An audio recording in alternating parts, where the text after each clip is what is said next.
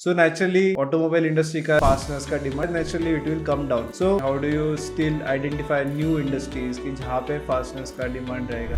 जब electrical vehicles आए थे तो वो टाइम भी ऐसा हो रहा था कि अभी क्या होगा, इंजन के फास्टनर्स इलेक्ट्रिकल व्हीकल में नहीं लगते, लेकिन हमारा प्रोडक्ट ऐसा है कि जो व्हील्स में भी लगता है, डोर्स में भी लगता है, सीट में भी लगेगा, बॉडी में भी लगेगा, स्टीयरिंग में भी है, ब्रेक्स में भी है, क्लचेस में भी है। और हम लोग सिर्फ ऑटो इंडस्ट्री के ऊपर डिपेंड रहना भी नहीं चाहते। तो जैसे सोलर इंडस्ट्री पिकअप हुई, हम लोगों ने सोलर के लिए भी सप्लाई करना चालू किया और अभी हम लोग जो पार्ट सप्लाई करते हैं उसमें से लगभग 50-60 लाख कंपोनेंट्स हम लोग सोलर के लिए देते हैं। हम लोगों का एक कस्टमर का वेंडर भी था, तो मुझे पता चला कि एक इंडस्ट्री के सीनियर पर्सन भी आए जिनके यहाँ मैं सप्लाई करना चाहता था। मुझे उनसे बात करनी थी और उनसे मैंने बातें करना फिर चालू। वो टाइम में हमारी अच्छी बातें हुई। मैंने बोला कि सर, आपकी जो टाइप की इंडस्ट्री है उसमें मेरे पास आज भारत की सभी कंपनीज है, मुझे लेकिन फिर भी दुख है आपकी कंपनी उसमें नहीं है, ये मुझे दुख हो रहा है। तो वो भी हंसे और बोले आप एक बार कंपनी में आ जाओ, मैं बोलता हूँ।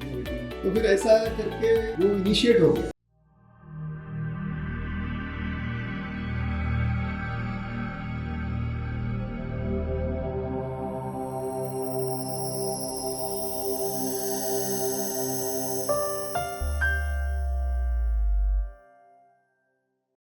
आज के पॉडकास्ट में हमारे साथ जुड़े हैं कौस्तुभ मेहता सर, जो डायरेक्टर है मेटाफोर्ज कंपनी के। आज सर थर्ड जनरेशन एंटरप्रेन्योर है। पिछले 78 ईयर्स से उनका ये फैमिली रन बिजनेस ऑपरेट हो रहा है। आज कोल्ड फोर्ज इंडस्ट्री में सर का बिजनेस है। कोल्ड फोर्जिंग में ऐसे कंपोनेंट्स उन्होंने कुछ बनाए हैं कि जिसमें उनकी मोनोपोली है। एंड आज थर्ड जनरेशन में उन्होंने आज ये बिज़नेस बहुत बड़े स्केल पे लेके गए। आज 500 प्लस एम्प्लॉयज़ है एंड 200 करोड़ का एनुअल टर्नओवर है। तो इस पॉडकास्ट में हमने जाना है एक फैमिली रन बिजनेस कैसे ऑपरेट करे, कैसे एक जनरेशन से अगले जनरेशन तक वो बिज़नेस को ग्रो करे, कैसे बिज़नेस का लॉन्ग टर्म विजन रखे, कैसे हमें खुद को हमेशा इनोवेट कर रहे हैं सो दैट मार्केट ट्रेंड के हिसाब से हमारा बिजनेस हमेशा अपडेटेड रहे। एट द सेम टाइम मेटाफोर्ज या कोल्ड फोर्ज इंडस्ट्री, इसके बारे में भी हमने बहुत डीपली समझा है, सो आप भी इस इंडस्ट्री में बिजनेस कर सको। So enjoy the show. Globally technology भी कॉन्स्टेंटली अपग्रेड होता है। हमने अगर वो टेस्ला का एक उन्होंने प्रोडक्शन लाइन ऐसा सेट किया है कि within just 1000 parts they are manufacturing an automobile, whereas conventional में 10,000 20,000 पार्ट्स लगते हैं। सो नेचुरली ऑटोमोबाइल इंडस्ट्री का शायद आई फील कि फास्टनेस का डिमांड शायद naturally it will come down. So how do you stay relevant, how do you still identify new industries कि जहाँ पे फास्टनेस का डिमांड रहेगा? How do you relevant? आपकी बात सही है कि टेस्ला ने काफ़ी ऐसा कुछ किया है कि जिसमें फास्टनेस का रिक्वायरमेंट कम हो गया है और वो इवॉल्व तो होता रहेगा। आज टेस्ला ने किया है, आगे जाके और कोई नया कुछ करेगा। जब इलेक्ट्रिकल व्हीकल्स आए थे तो वो टाइम भी ऐसा हो रहा था कि अभी क्या होगा, लेकिन इंजन के फास्टनर्स इलेक्ट्रिकल व्हीकल में नहीं लगते, लेकिन हमारा प्रोडक्ट ऐसा है कि जो व्हील्स में भी लगता है, जो डोर्स में भी लगता है, जो चैसी में भी लगेगा, जो बॉडी में भी लगेगा, तो स्टीयरिंग में भी है, ब्रेक्स में भी है, क्लचेस में भी है, तो हर जगह वो लगता है व्हीकल में।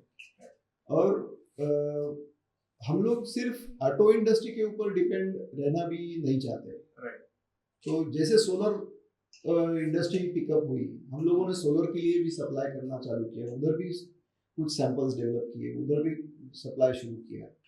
और अभी हम लोग जो पार्ट सप्लाई करते हैं उसमें से लगभग 50-60 लाख कंपोनेंट्स हम लोग सोलर के लिए देते हैं एवरी मंथ। तो ऐसा नया नया फील्ड तो आते रहेगा। हम लोगों को देखते रहना पड़ेगा कि कहाँ पे हम लोग दे सकते हैं, मेरा बिजनेस कहाँ पे ग्रो हो सकता है, कौन सा फील्ड ग्रो हो रहा है, उसमें मैं क्या दे सकता हूँ। करेक्ट। तो ऐसा हम लोगों ने सोलर डेवलप किया, लगेज इंडस्ट्री डेवलप की। लगेज के लिए भी हम लोग व्हील्स के लिए सप्लाई करते हैं। Luggage industry market is also quite big. वहाँ पे भी हम लोग महीने का लगभग 6-7 लाख पीस सप्लाई करते हैं। तो ऑटोमोबाइल में भी टेस्ला भी आएगा तो भी व्हील्स तो लगने वाले हैं। सो व्हील्स के कंपोनेंट डेवलप कर सकते हैं, डोर्स तो लगने वाले हैं। हम लोग जब ये ट्रांजिशन टाइम था पहले के इंजिन्स और इलेक्ट्रिकल व्हीकल्स, तो वो टाइम हम लोगों ने इंजन के कंपोनेंट लेना कम कर दिया था। ओके।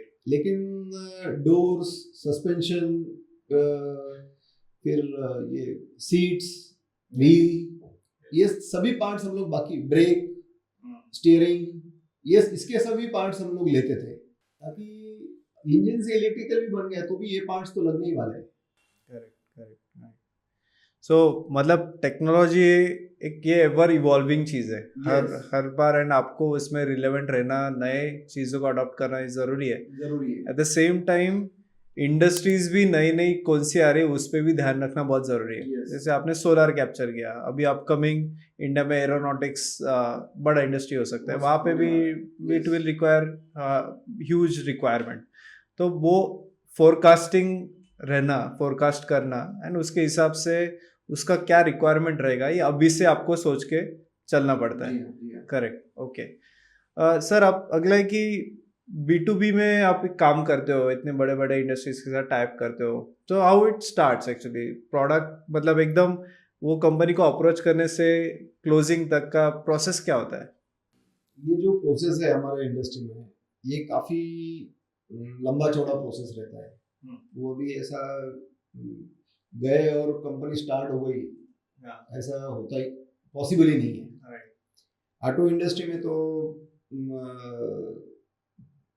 पहले तो उनकी मेंटालिटी रेडी होने के लिए टाइम लगता है।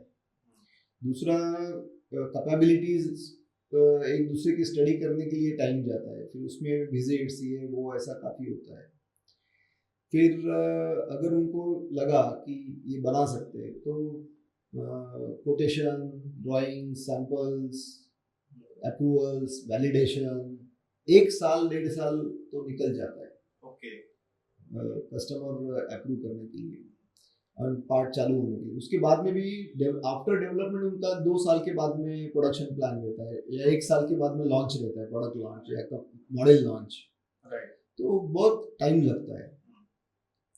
लेकिन एक है नए कस्टमर्स लाना, ये भी तो जरूरी होता है। तो कभी कभी थोड़ा सा अपॉर्चुनिटी कैच करना पड़ता है। एक इंडस्ट्री है कि जहाँ पे जिनके लिए मैं कोशिश कर रहा था काफ़ी, अभी ये बताना नहीं बताना थोड़ा सा मैं संकोच कर रहा हूँ, लेकिन बताता हूँ। हम लोगों का एक वेंडर मीट था, उसमें मैं गया था, कस्टमर का वेंडर मीट था। तो मुझे पता चला कि एक इंडस्ट्री के सीनियर पर्सन भी आए हैं, जिनके यहाँ मैं सप्लाई करना चाहता था। अच्छा। तो वो आए और ब्रेक था बीच में, तो चाय की लाइन में खड़े हो गए। मुझे उनसे बात करनी थी, तो मैं सोचा चाय पीना नहीं पीना छोड़ दो, उनके पीछे खड़े हो जाए, और उनसे मैंने बातें करना फिर चालू किया। तो वो लाइन में कप लेने तक वो तो इधर उधर जा नहीं सकते थे। तो वो टाइम में हमारी अच्छी बातें हो गई। मैंने बोला कि सर, आपकी जो टाइप की इंडस्ट्री है उसमें मेरे पास आज भारत की सभी कंपनीज है, मुझे लेकिन फिर भी दुख है। बोला क्या दुख है? बोला आपकी कंपनी उसमें नहीं है, मैं बाकी सभी को दे रहा हूँ लेकिन आपको नहीं दे रहा हूँ, ये मुझे दुख हो रहा है। तो वो भी हंसे और बोले आप एक बार कंपनी में आ जाओ, फिर मैं बोलता हूँ हमारी टीम को। तो फिर ऐसा करके वो इनिशिएट हो गया, एंड नाउ वो ऑडिट सब चल रहे हैं। अच्छा। तो शायद वो चालू हो जाएगा। ओके। अभी मैं तो बोलता हूँ LinkedIn is very good platform, कि जहाँ से आप अगर आपके प्रोडक्ट को अच्छी तरह से प्रमोट करते हो, आपका क्या चल रहा है, कैसा है। पहले ऐसा जमाना ऐसा सिखाया गया है अपने को कि खुद के बारे में ज़्यादा बताने का नहीं, लेकिन आप अभी ऐसा ज़माना आया है कि यू हैव टू टेल। जो भी आपके पास अच्छा है आप जोर शोर में बताना चाहिए सबको, तभी जाके सबके पास पहुंचेगा। तो लिंक्डइन ऐसा बहुत अच्छा प्लेटफॉर्म है कि जहाँ से हम लोग अपनी कंपनी क्या है, अपने वैल्यूज क्या है, अपना प्रोडक्ट क्या है, आपके पास क्या क्या डेवलपमेंट हो रही है, ये बता सकते हैं। और मैं भी लिंक्डइन पे ऐसा जब ये करता हूँ तो उसमें से मुझे ऐसे लोग कांटेक्ट कर रहे हैं कि हमें भी ये टाइप का पार्ट लगता है, व्हाई नॉट यू अप्रोच अस, आप मुझे क्यों नहीं ये करते हो। तो मुझे लगता है कि that is good platform. In fact ये आज का पॉडकास्ट भी आपके लिंक्डइन के थ्रू ही हुआ। हमने आपके पोस्ट हमने देखे एंड हमें उसके द्वारा ही आपको अप्रोच किया कि सर को अभी पॉडकास्ट पे बोला था। एंड अगेन आपने जो बताया कि आपको खुद की जर्नी थोड़ा और शेयर करना है, आपका प्रोसेस पूरा शेयर करना है, तो this podcast is again that medium only कि हम जर्नी आपकी शेयर करें लॉन्ग लार्जर ऑडियंस तक। तो आज के ज़माने में ये इम्पोर्टेंट हो चुका है क्योंकि इतने सारे लोग हैं एंड मतलब हर एक उस पर ट्रस्ट बिल्ड करना है तो आप हाइड नहीं कर सकते हो। आप जितना ट्रांसपेरेंट आप रह सकते हो उतना। और मुझे लगता है लोगों को अभी मैं तो मेरा शेयरिंग करता हूँ जो भी है, लेकिन वो शेयरिंग में मेरी स्टोरी रहती है कि मैं क्या फेस किया, हमारी कंपनी ने क्या फेस किया वगैरह, और people appreciate that, they could connect कि यस यार ऐसा ही होता है। और ऐसे सिचुएशन में मुझे कुछ करना चाहिए, ऐसा सॉल्यूशन मिल सकता है। राइट, मतलब अपार्ट फ्रॉम दैट नॉलेज भी शेयर हो रहा है लोगों को।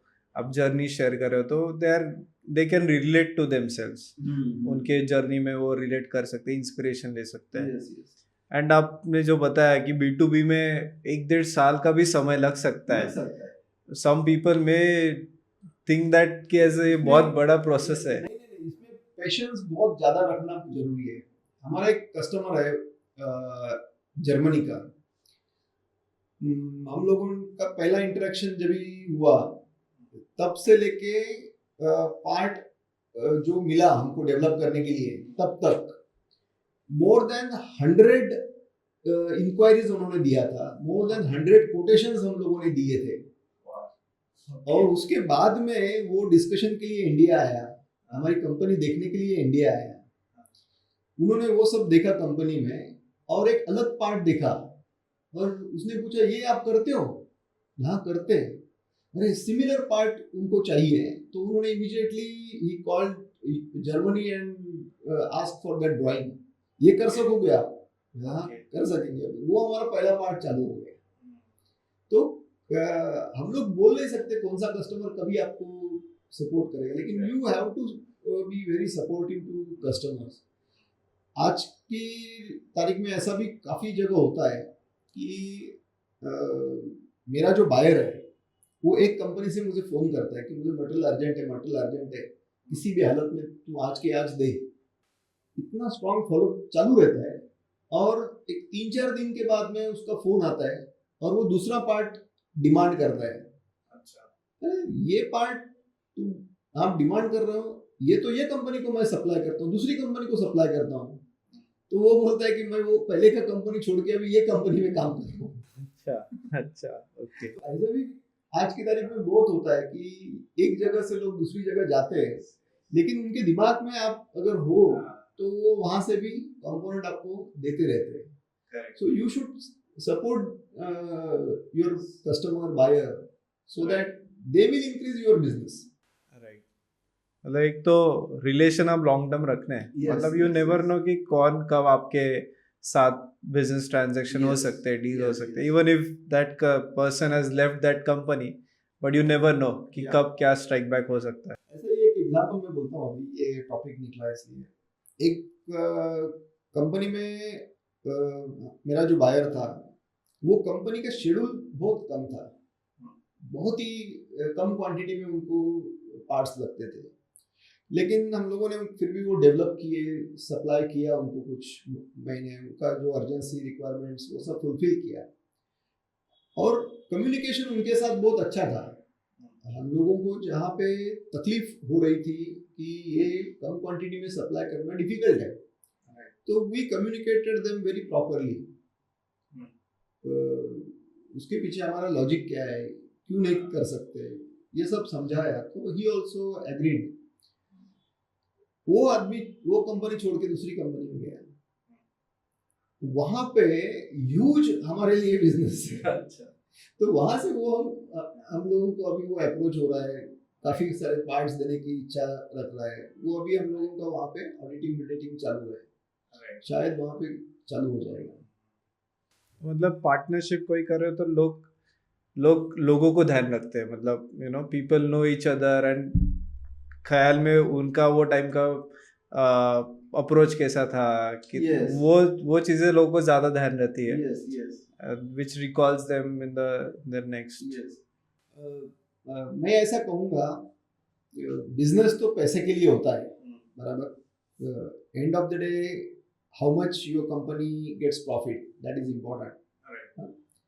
बट मेरा ये कहना है कि आप रिलेशन बिल्ड करो,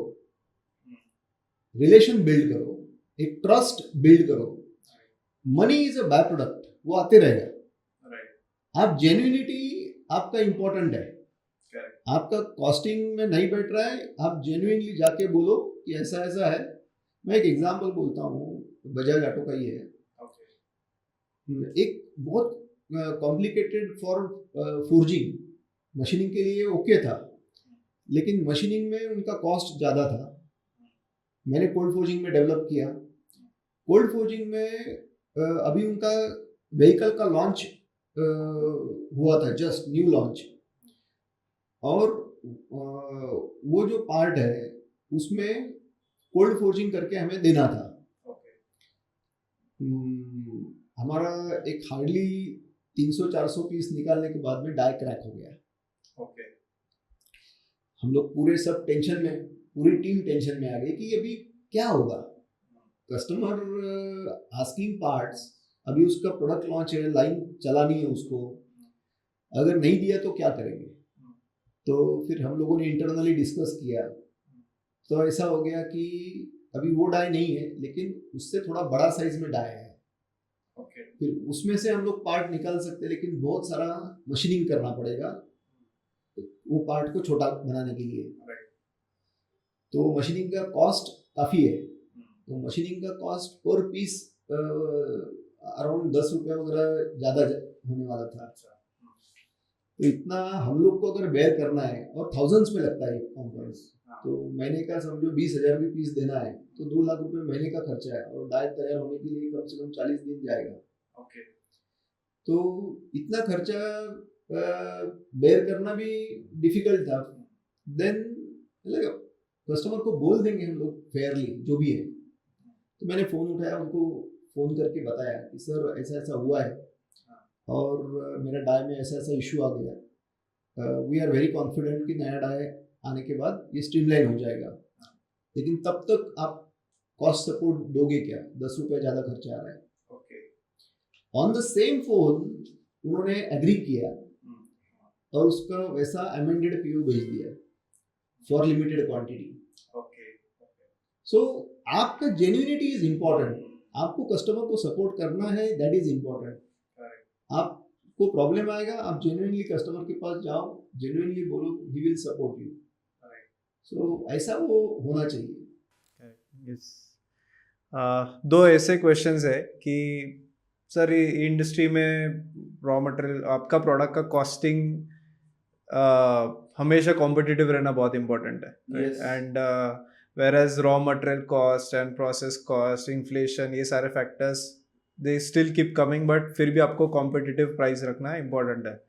तो how do you keep those cost competitive, ये first, and second कि how do you ensure कि आपके प्रोडक्ट से आपके कस्टमर्स का बेनिफिट है, उसका भी ग्रोथ हो रहा है, बिकॉज अल्टीमेटली कस्टमर्स का बेनिफिट है तो ही वो आपसे रिलेशन कंटिन्यू रखेगा, आपसे बिजनेस लेगा। दोनों चीज़ें जानने। कितना भी रिलेशन अच्छा हुए, कस्टमर का फायदा नहीं हुआ तो वो लेगा नहीं। करेक्ट। हमारी इंडस्ट्री ऐसी है, कोल्ड फोर्जिंग इंडस्ट्री, और पर्टिकुलरली हमारा बिजनेस ऐसा है, मैन्युफैक्चरिंग ऐसा है, हम लोग इस पे फोकस करते हैं कि जो टर्न कंपोनेंट्स है उसको हम लोग कोल्ड फोर्जिंग में कैसे डेवलप करें। और वो डेवलप करने में ही हमारी कॉम्पिटेंसी है। तो उसमें क्या होता है कि मटेरियल सेविंग होता है। मटेरियल सेविंग की वजह से हम लोग कस्टमर को वो बेनिफिट पास ऑन कर सकते हैं। मटेरियल अगर सेव हुआ तो उसके साथ में वो मटेरियल रिमूवल का जो प्रोसेस है वो भी सेव होता है। करेक्ट। तो उसकी वजह से हम लोग कॉस्ट कॉम्पिटिटिव हमेशा रहते हैं। दूसरा इसमें ये भी है कि आपकी जितने भी प्रोसेसेस है उसका हमेशा स्टडी करते रहो, उसको हमेशा ऑप्टिमाइज करते रहो। वो पूरी टीम को जो भी वो प्रोसेस में इन्वॉल्व है, वो वर्कर्स हो, सुपरवाइजर हो, फोरमैन हो या स्टाफ हो, वो सभी को उसमें इन्वॉल्व करते रहो और ब्रेनस्टॉर्मिंग करते रहो कि और क्या कॉस्ट कम हो सकती है। तो ये लोगों से भी बहुत अच्छे अच्छे सॉल्यूशंस आते रहते हैं, अच्छे अच्छे ब्रेक थ्रूज आते हैं। हमारी कंपनी में काइजन का भी एक अच्छा कल्चर है, लोग काइजन्स भी काफ़ी करते हैं। हम लोग भी हमेशा ध्यान देते कि फोर्जिंग में ऐसा कुछ और कर सकते हैं क्या कि और एक आध प्रोसेस कम हो जाए और कुछ मशीनिंग कम हो जाए। तो इसमें भी हमारा हमेशा ध्यान रहता है। और हमारे यहाँ लोगों से जो काइजन होते हैं उनको मॉनेटरी हम लोग बेनिफिट भी देते हैं। जो कंपनी का बेनिफिट होता है पहले महीने में, तो उसका कुछ शेयर हम लोग वो एम्प्लॉयज को भी देते हैं। और उसकी वजह से वो भी खुश होते हैं कि मोटिवेट हो जाते हैं कि ऐसा हम लोगों को भी कुछ मिल रहा है, तो वो भी और करने की इच्छा रखते हैं। तो ये भी एक रीज़न है कि हमारी कॉस्ट हम लोग कॉम्पिटिटिव रखते हैं। और बिकॉज ऑफ दिस और क्रिटिकल कंपोनेंट में हम लोग है, उसकी वजह से भी ऑलमोस्ट 90% कंपोनेंट के लिए हम लोग सिंगल सोर्स है। हाँ, और वो हम लोग चाहते हैं कि कस्टमर के भी हमेशा प्रीफर्ड सोर्स में हम लोग रहे। तो वो हिसाब से हमारा प्रयास रहता है। इसलिए फिर कॉम्पिटिटिवनेस इज वेरी इंपॉर्टेंट। तो आपका अगर नहीं है तो आपको वो ढूंढना ही पड़ेगा कि किस तरीके से आप प्रोसेस ये करो। मुझे और एक इसमें थायरोकेयर जो है उनका मैंने एक स्पीच सुना था, उसके ओनर जो है उनका वेलमनी, यस। तो वो एक बहुत मैं अप्रिशिएट करता हूँ। तो सेम टेस्टिंग का जो थायरोकेयर का जो थायराइड का चेकिंग जो है, वो चेकिंग का पहले 2000-3000 रुपये लिया जाता था। काफी जगह फिर कॉस्ट कट होते होते 1500-2000 तक आया। लेकिन ये आदमी ने ऐसा कुछ मॉडल डिजाइन किया, प्रोसेस ऐसा डिजाइन किया कि वो 600 रुपये में देने लगा। और 600 रुपये में देने के बाद भी वो 150 रुपये पर केस सेविंग करते गया।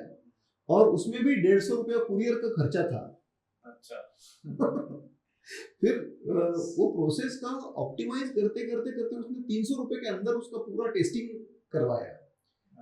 तो उसने क्या किया कि मशीन जो है उसका वो 10 जगह मशीन नहीं लगवाया, सिर्फ बॉम्बे में लगवाया। और ऑल ओवर इंडिया में कलेक्शन सेंटर्स लगवाए। वहां से प्लेन से सैंपल आएगा, बॉम्बे में टेस्टिंग होगा और रात को मेल पे इमीडिएट सभी के रिपोर्ट्स चले जाएंगे। फिर हर जगह इंडिया में वैसे जो मशीन्स थे वो सिर्फ दिन भर में 4-5 केसेस के लिए ही चलते थे। इसके यहाँ 24 घंटा मशीन चलता था। और जो सोच भी नहीं सकते थे कि 600 रुपये में ये बन सकता है, वो उसने बना डाला। So that approach should be in mass production कि हम लोग कैसा कस्टमर को ये बेनिफिट दे सकते हैं। आप अगर कस्टमर के बारे में ज्यादा से ज्यादा सोचोगे तो आपको ज्यादा से ज्यादा सपोर्ट मिलेगा और आप भी ग्रो हो जाओगे। So it is not just कि आप कैपेसिटी बढ़ाओ, बट आप अगर ऑप्टिमाइजेशन बढ़ाओ, प्रोसेस बढ़ाओ, फिर भी you can still profit well and आप ज्यादा आउटपुट निकाल सकते हो। एंड सर आपने एक अच्छा पॉइंट बताया कि आपकी टीम भी कितना इन्वॉल्व होते हैं, उनको भी आप अगर किसी ने कुछ इनोवेट किया तो you pass on the benefit to them, Yes, and now yes. You have grown to a very large team, I think 500 plus आपका टीम है। Yes. तो सर ये स्केल पे एक तो फर्स्ट ऑफ ऑल कैसे मैनेज करें, how do you manage all these इतने सारे employees at the same time, ऐसे क्या क्या चीज़ें हैं कि दैट कीप्स देम मोटिवेटेड? कोई भी इंडस्ट्री अगर ज़्यादा टाइम चलानी है या ज़्यादा साल चलानी है, काफ़ी जनरेशन्स अगर चलानी है, तो मुझे ऐसा लगता है कि values are very important. Right. और वैल्यूज़, जो पर्सनल वैल्यूज़ होते हैं, वही इनिशियली जब ये छोटी कंपनी होती है तो कंपनी में रिफ्लेक्ट होती है। yes. अगर उसके बाद आपने उसको स्ट्रक्चर्ड वे से सब लोगों तक नहीं पहुंचाया, देन इट बिकम्स प्रॉब्लम। तो वो स्ट्रक्चर्ड वे से सब लोगों के पास वो वैल्यूज पहुंचनी चाहिए।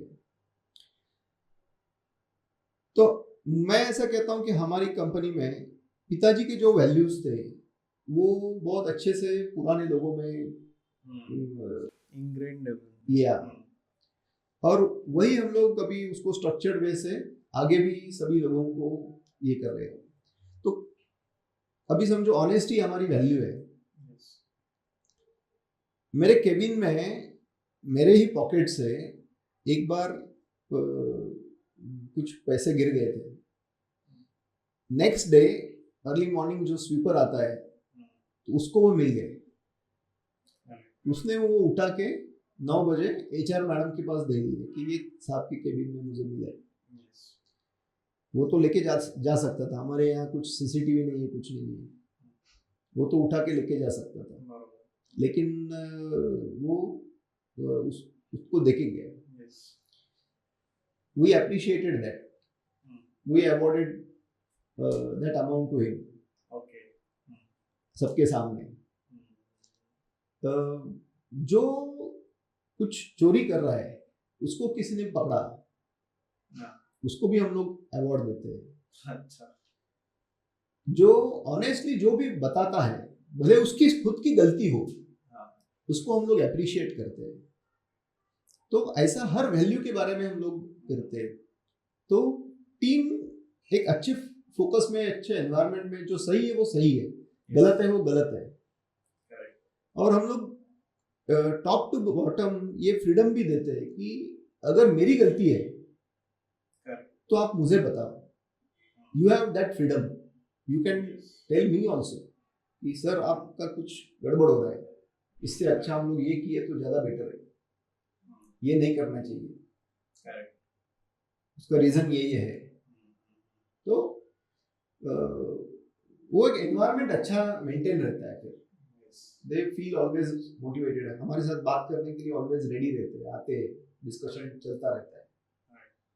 तो इंडिया में बहुत कम फैमिलीज है कि जिनका इंडिपेंडेंस से आज अभी तक का बिजनेस का बैकग्राउंड है। बहुत कम फैमिली, जैसे टाटा, गोदरेज, जैसे कुछ नाम है, बट ऐसे बहुत सारे इंडिया में और भी बिजनेस होंगे जिनका वहाँ से बैकग्राउंड है। तो सर आपसे जानना चाहता हूँ कि कैसे इंडिपेंडेंस से आपके ग्रैंडफादर ने बिजनेस शुरू किया था, तो तभी का सिचुएशन से आपने क्या क्या चीज़ें सीखी है और कैसे था तभी बैकग्राउंड बिजनेस? मेरे दादाजी नासिक में पहले इंडस्ट्रियलिस्ट है। उन्होंने नासिक में जो इंडस्ट्री चालू की वो 1947 में चालू की।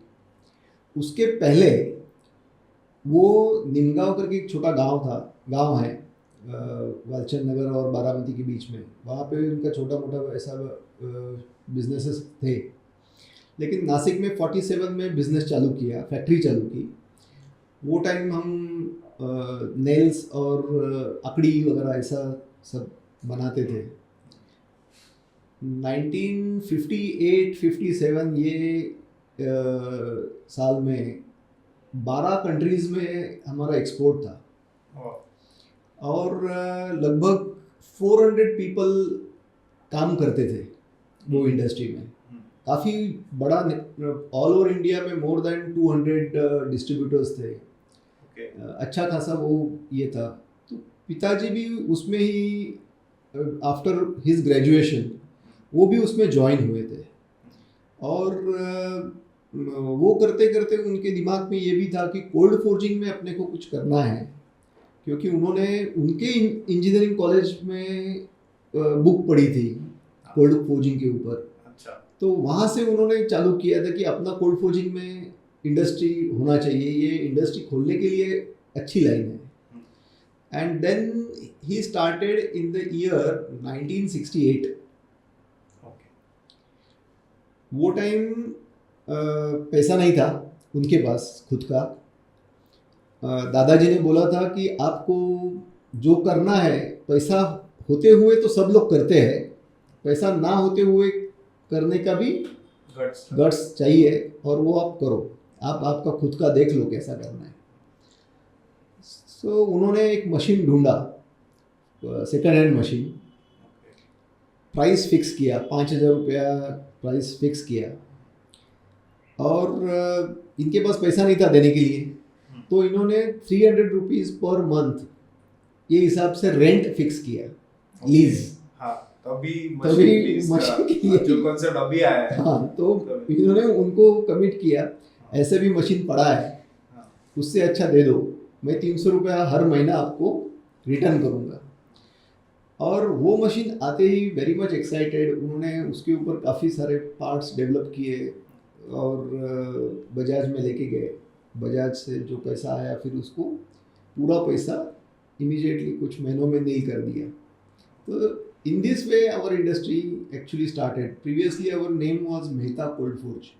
Okay, Mehta Cold Forge. My father's name Amod Mehta and दादाजीज नेम रतनचंद माणिकचंद मेहता। अच्छा। तो पिताजी ने ये इंडस्ट्री चालू की, मेहता कोल्ड फोर्ज।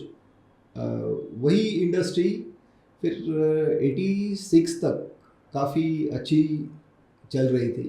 वो पीरियड में हम लोगों ने 82 में पिताजी ने जापान से एक मल्टी स्टेशन मशीन लाया। 84 में हम लोगों ने और एक मशीन लाया। VIP को वो टाइम रिवेट्स लगते थे। ओके। और वो रिवेट्स सप्लाई करने के लिए नासिक में 8-10 सप्लायर थे, लेकिन VIP की रिक्वायरमेंट फुलफिल नहीं होती थी। ये मशीन लाने के बाद पिताजी हमारी एक ही कंपनी 50 लाख पीसेस एक महीने का देते थे उनको। तो ऐसा वो इंडस्ट्री का स्केल बढ़ाना चालू हो गया। फ्रॉम 86-87 काफ़ी इश्यूज आना चालू हुए थे। हमारा थोड़ा फैमिली का भी कुछ सेपरेशन का इशू हो गया, कंपनी में भी स्ट्राइक हो गया, फिर वो ऐसा सब स्ट्रगल चालू हो गया, बैंक का भी उसमें इश्यूज शुरू हो गए। 92 का बहुत बड़ा रिसेशन आया उसमें ही। वो टाइम मेरा बड़ा भाई भी ज्वाइन हुआ था 90 में। तो वो टाइम बहुत ही टफ सिचुएशन था। तो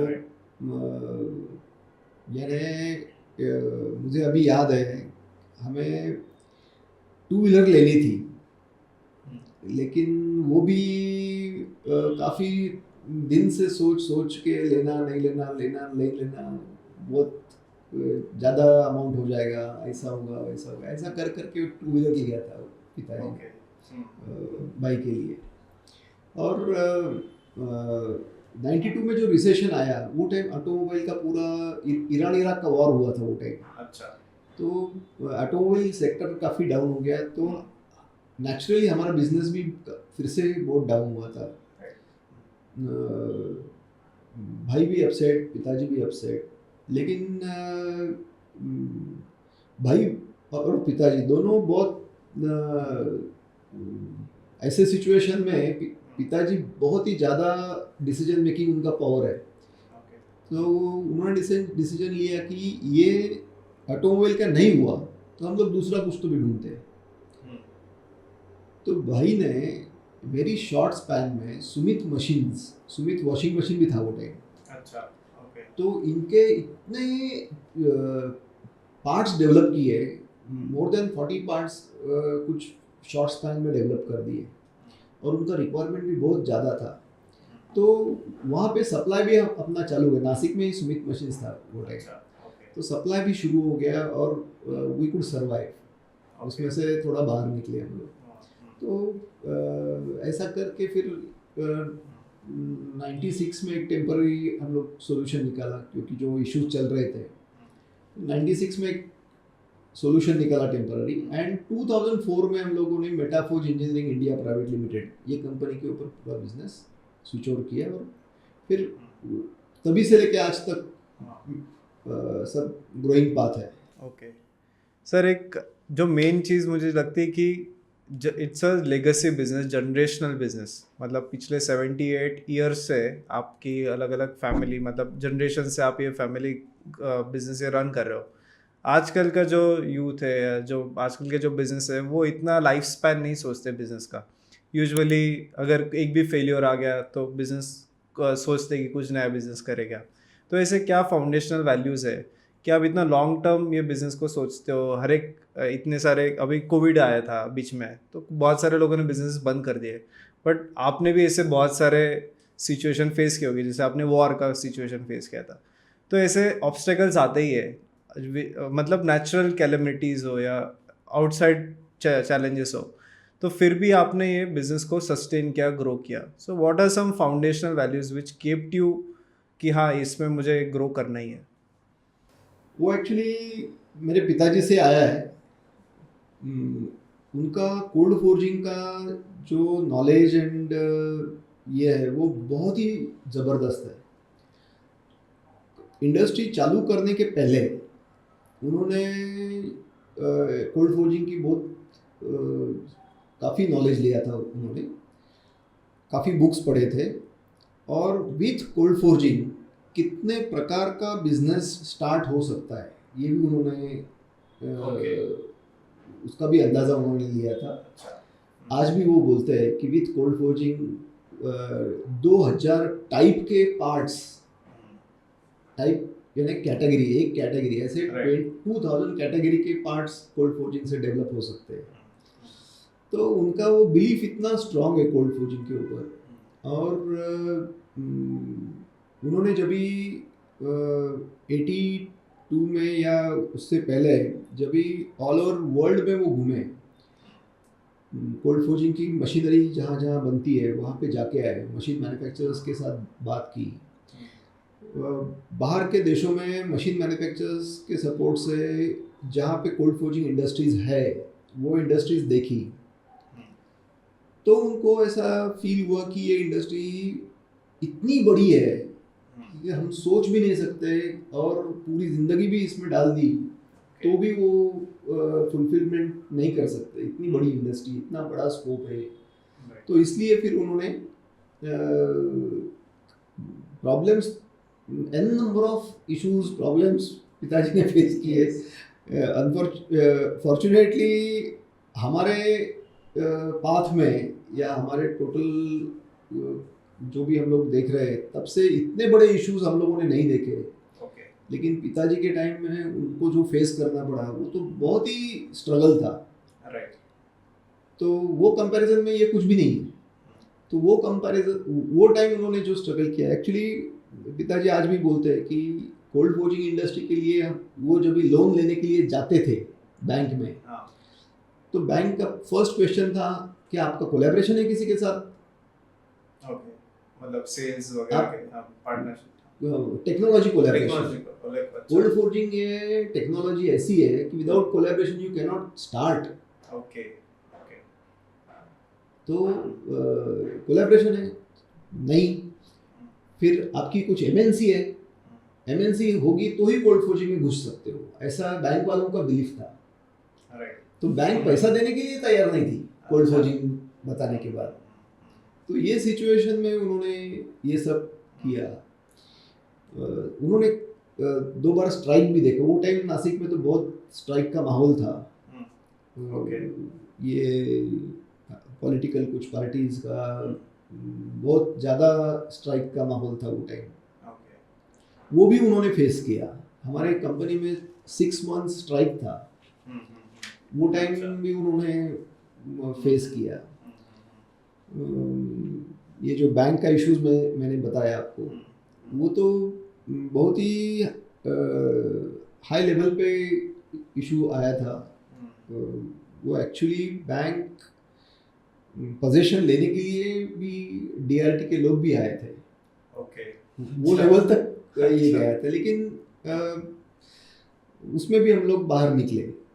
और आज ओके। एंड अभी इसका सिचुएशन ऐसा है कि नासिक के top banks are ready to support अस।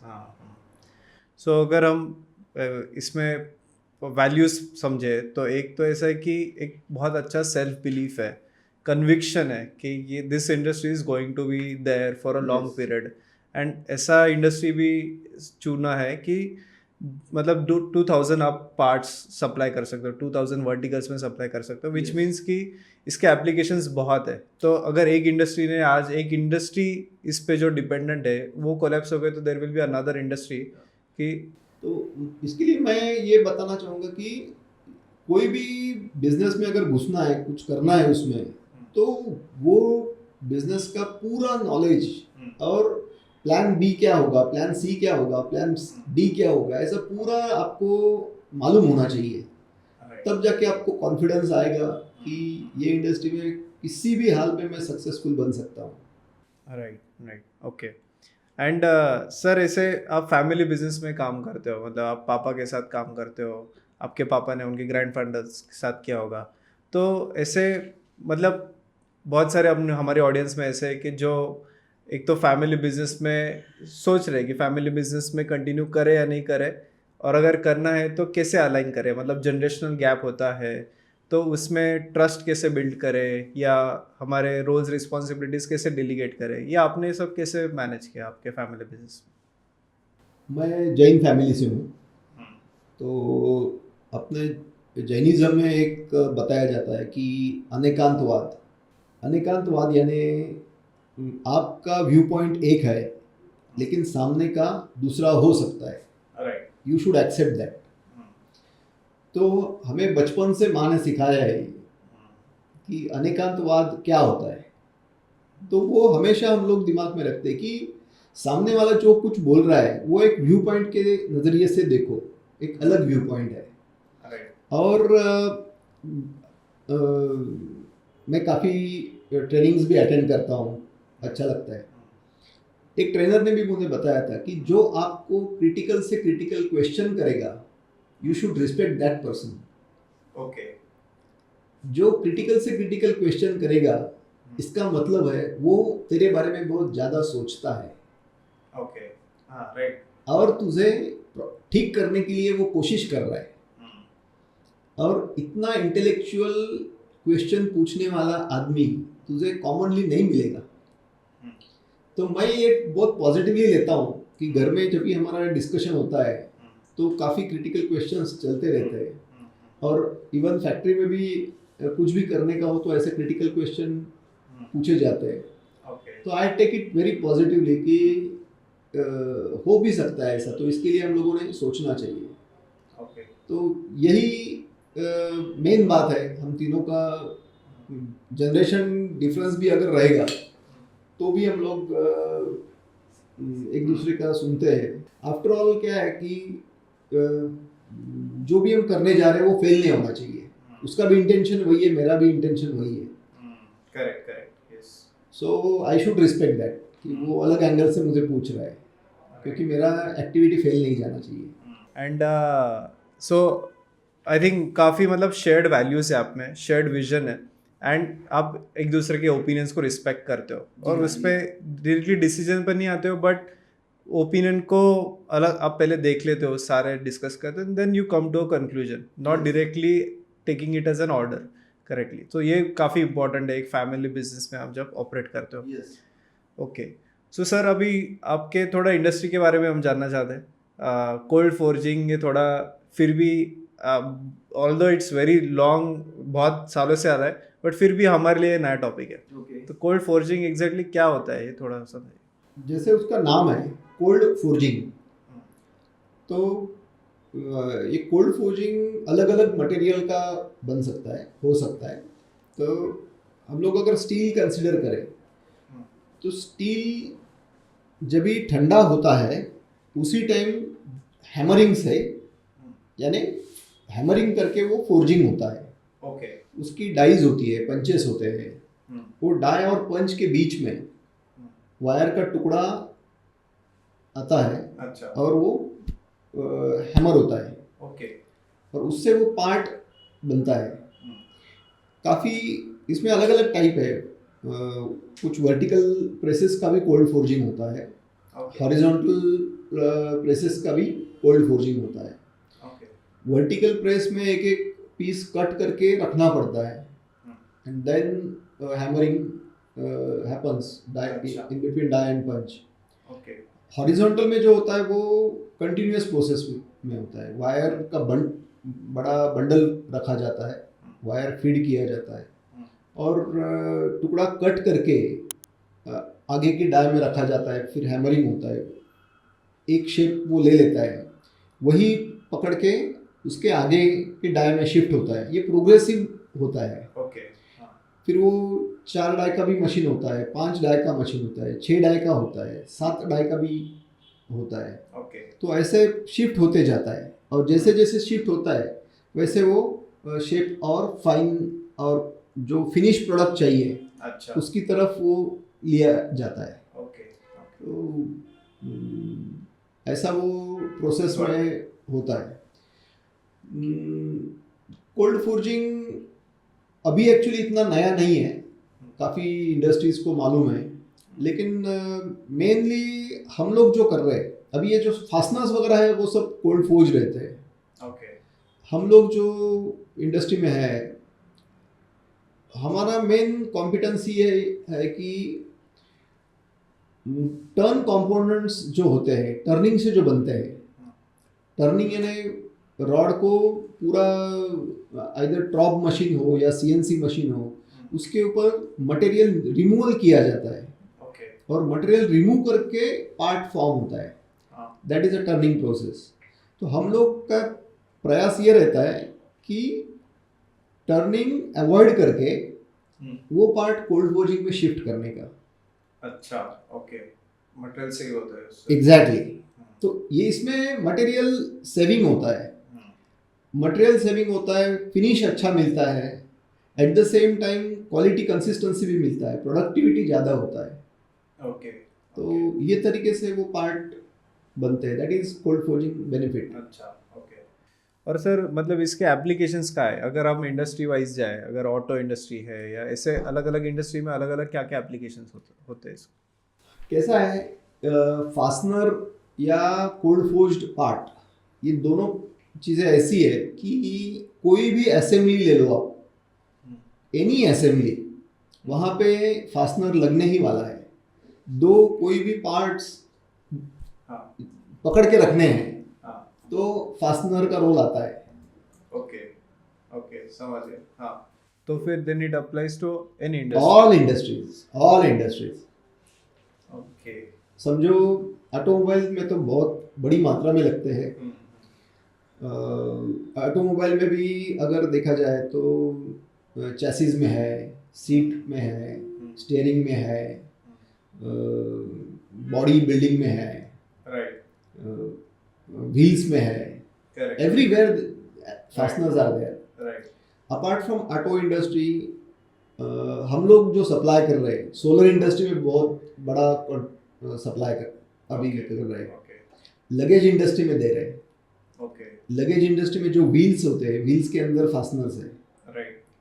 फिर हाउस होल्ड अप्लायंसेस में है, एयर कंडीशनिंग में है, राइट। कंस्ट्रक्शन के लिए हम लोगों ने डेवलप किया, अभी जो इंपोर्ट होते हैं वो इंपोर्ट सब्स्टिट्यूट डेवलप किए। अच्छा। फिर रेलवे में है, एरोप्लेन में है, सब जगह। कोई भी ऐसा इंडस्ट्री नहीं है जहाँ पे मटेरियल दो टाइप का मटेरियल जोड़ रहे, वहाँ पे ये नहीं लगता है, ऐसा नहीं, सब जगह लगता है। राइट। तो जो भी इंडस्ट्री में जितने कॉम्प्लिकेशंस है या नंबर ऑफ पार्ट्स है, उतने ही उसमें जॉइंट्स की ज़रूरत है, and I think in those industries वहाँ पे ज़्यादा डिमांड है। जैसे आपने ऑटोमोबाइल बताया, so there are hundreds of thousands of product in automobile industry, मतलब पार्ट्स। सो वहाँ पे ज़्यादा, तो जितना कॉम्प्लिकेशंस उतने नंबर ऑफ पार्ट्स की ज़रूरत। जितने जहाँ पे जितने असेंबलीज Assemblies है है। वहाँ पे ये आएगा ही आएगा। ओके। उसमें कैसा है, और इसका कुछ लिमिटेशंस भी है। ओके। एकदम आपको बहुत ज़्यादा क्रिटिकल टॉलरेंस पे पार्ट चाहिए, then you have to do again fine cut of CNC machining. Okay. आपको शायद ग्राइंडिंग करना पड़ेगा, ये सब आपको आखिरी में करना पड़ेगा। अच्छा। दूसरा, कम क्वांटिटी के लिए this process is not suitable. Right. जहाँ पे क्वांटिटी बहुत ज़्यादा है, 20-30,000 पर मंथ लगता है, 50,000 पर मंथ लगता है, लैक्स में लगता है, right. Then this process is most suitable process. Correct. So मतलब आपको स्केल पे काम करना है जी एंड हाँ। इट इज ओनली, और ये B2B इंडस्ट्री पूरा, यस मतलब जो एंड प्रोडक्ट बनाती है उसके साथ आपको पार्टनरशिप करना है। So you are in the behind the scenes, मतलब ये ऐसा प्रोडक्ट है कि जो आपको एज अ कंज्यूमर नहीं दिखेगा, बराबर, एंड कंज्यूमर को नहीं दिखेगा। यस, ये असेंबली में जाता है, राइट। राइट। तो सामने वाले को असेंबली दिखता है हाँ। या टोटल प्रोडक्ट दिखेगा, यस। ऐसा। सो सर, ये जैसा आपने बताया कि ये एक ही इंडस्ट्री बहुत सारे इसको सप्लाई करती है, but does it requires different types of setup to each industry, या एक कॉमन सेटअप में सब अलग अलग पार्ट्स बन सकते हैं? नहीं, अभी हर एक कैसा है, इसमें भी दो टाइप की इंडस्ट्री है। एक तो स्टैंडर्ड पार्ट मैन्युफैक्चरर्स है, स्टैंडर्ड पार्ट यानी स्टैंडर्ड फास्टनर्स, राइट। बोल्ट है, नट है। तो बोल्ट अगर बनाना है तो that is very standard case. हम लोग जो बनाते हैं, हमारी जो लाइन है, that is totally non standard है, कस्टमाइज। हाँ, कस्टमाइज्ड। तो उसमें वैरायटी ऑफ प्रोसेसेस है, ऐसा फिक्स नहीं है। Forging, thread rolling, grinding, forging, threading, heat treatment, plating, dispatch, ऐसा सेट प्रोसेस नहीं है। फिर हमारा लॉट ऑफ परमिटेशन कॉम्बिनेशन, पहले ये करना है, बाद में वो करना है, फिर ड्रिलिंग भी करना है, फिर मशीनिंग करना है। कोई पार्ट्स को प्लास्टिक मोल्डिंग भी है, ग्राइंडिंग भी है, मिलिंग भी है, इंडक्शन हीट ट्रीटमेंट भी है, एनिलिंग भी है, ऐसा अलग अलग कॉम्बिनेशंस हैं। राइट। तो एज पर कस्टमर्स रिक्वायरमेंट हमको वो सब डेवलप करना पड़ता है। Okay. Okay. So means machines remains the same, but the process और उसका जो सीक्वेंस है वो चेंज होता है ना, आपको R&D करना पड़ता है हर एक प्रोडक्ट के लिए। यस यस, पहला फोर्जिंग मशीन सेम है, लेकिन उसमें भी अलग अलग डाई डिजाइन करने पड़ते हैं, वो पार्ट के हिसाब से। एंड आगे की प्रोसेस भी डिजाइन करनी पड़ती है कि पहले क्या लेना, बाद में क्या लेना, उसके बाद में क्या करने से हम लोग कस्टमर का स्पेसिफिकेशन मीट कर सकते हैं, ऐसा। यस। ओके। सो मतलब आपको कस्टमर स्पेसिफिकेशंस पूरे देते हैं, जी हाँ, वो कस्टमर के स्पेसिफिकेशन के हिसाब से आपको प्रोडक्ट बनाना है। यस। ओके। सो इसमें मतलब आपके लिए R&D भी करना है, सब पूरा यूनिक प्रोडक्ट बनाना है, तो ये प्रोसेस में क्या चैलेंजेस आते हैं, और वो प्रोडक्ट का टेस्टिंग भी होता है, तो what is the process and what are the challenges here and opportunities also? है इसमें काफ़ी, हमारा each component is challenge actually. एक रेफ्रिजरेशन में ही एक इंडस्ट्री है जो कंप्रेसर्स मैन्युफैक्चर करती है, तो उनका एक कंपोनेंट है, उसको जिसके ऊपर कंप्रेसर माउंट होता है, तो वो स्टड है। वो लोगों ने इंडिया में काफ़ी ट्राई किया था डेवलप करने के लिए, लेकिन हो नहीं पाया था। फिर हम लोगों को जब भी मिला तो उनको भी नहीं लग रहा था कि हम लोग कर पाएंगे, लेकिन वो हम लोगों ने डेवलप किया। यू वोंट बिलीव, उन्होंने 500 डिस्ट्रक्टिव टेस्ट ली। 500 डिस्ट्रक्टिव टेस्ट लेने के बाद में हमें अप्रूवल दिया, क्योंकि यहाँ पे डेवलप नहीं हो रहा था, वो इंपोर्ट करते थे वो पार्ट। तो हमारे से वो हो पाया, और आज मेरे ख्याल से मोर देन 22 ईयर्स हम लोग वो पार्ट सप्लाई कर रहे हैं एज अ सिंगल सोर्स। ऐसे ही और एक इंडस्ट्री है जिनका एक पार्ट हम लोग उनके लिए ट्राई कर रहे थे कि हमें कुछ बिजनेस दो, Correct. ऐसे काफ़ी बार जाके प्रेजेंटेशंस दे के आए थे, लेकिन कुछ मिल नहीं रहा था हमको। हाँ बराबर। ऐसे ही एक फ़ोन आया कि एक पार्ट है डेवलप नहीं हो पा रहा है और आप कर पाओगे क्या? मैं फ़ोटो शेयर करता हूँ। मैंने शेयर करो, फ़ोटो देखा, हम तो कर पाएंगे। तो नहीं नहीं बोले, आपके पास कौन सा सॉफ्टवेयर है, आपके पास कौन से मशीन्स है, क्या है, ये है वो है, बहुत कुछ पूछा उन्होंने। मैं उनको बोलते बोलते थक गया कि हम लोग कर पाएंगे ये पार्ट, आप पार्ट दे दो हमको, ड्राइंग भेजो, आप ज़्यादा चिंता मत करो। उनके यहाँ के 4-5 सब सीनियर लोगों ने भी ये किया, because of all over India जो भी टॉप के कोल्ड फोर्जिंग लोग हैं सबके पास जाके आए थे वो। ओके। तो और ये मुझे बोला उन्होंने कि जो इंडिया के टॉप के लोग हैं सबके पास जाके आए, आप दो पार्ट, हम लोगों ने वो डेवलप किया और that was our entry in that group. और तभी से लेके आज तक last 6 years we are supplying that part as a single source without any issue. और उसकी वजह से आज वही कंपनी को हम लोग कम से कम 40 एक पार्ट सप्लाई करते रहेंगे, एक के पीछे एक, एक के पीछे एक। जो भी क्रिटिकल पार्ट है मेटाफोर्ज को दो, मेटाफोर्ज कैन डू इट, ऐसा हो गया है। अभी मेजॉरिटी हमारे कस्टमर्स के पास भी ऐसा ही सीन है कि जो किसके पास होता नहीं है वो मेटाफोर्ज को भेज दो, मेटाफोर्ज करेगा। तो हमारी टीम उसके लिए ट्यून्ड है। हमारा जो पिताजी का, बड़े भाई का, अभी भाई का लड़का भी ज्वाइन हुआ है, उसका ये सब डाई डिज़ाइन में मास्टरी हो गया अभी। तो हमारी टीम भी वैसी तैयार हुई है कि क्रिटिकल कंपोनेंट्स कैसे डेवलप करें। तो उसकी वजह से हमें बिजनेस मिलते जा रहा है।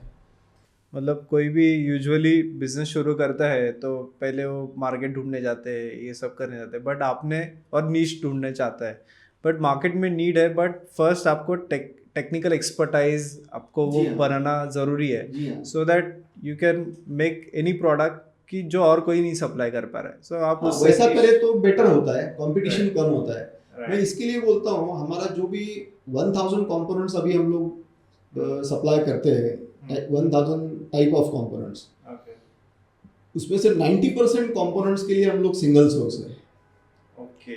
तो this is because of that कि जो बाकी लोग नहीं डेवलप कर पाते वो हम लोग दे रहे हैं। ग्रेट सर, बहुत अच्छा लगा सर आपका पूरा जर्नी समझते हुए, ये कोल्ड फोर्जिंग इंडस्ट्री भी समझते हुए।